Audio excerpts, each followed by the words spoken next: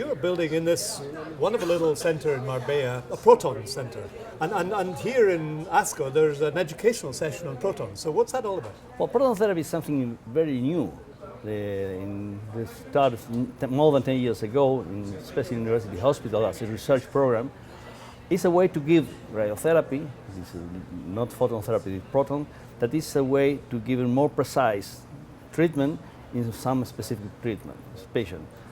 They was started with pediatric patient with chordoma from sacrum and centaur, and also meningioma, benign tumor, and also they're expanding to other tumors. Proton therapy, the advantage of proton therapy is that the treatment is given the 100% of the energy given to the tumor, and there no energy and no radiation to the normal tissue, surrounding tissue. And this is very helpful because the patient didn't have any side effect.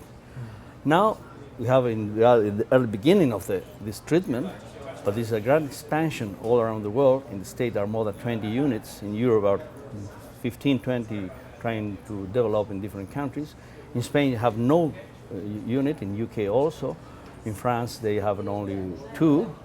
And probably in the future we will hear a lot about the result of proton therapy. It's very hard because it's very expensive unit to be implanted in different places. You need a new building, you need a cyclotron, you need a lot of technology, but it will come.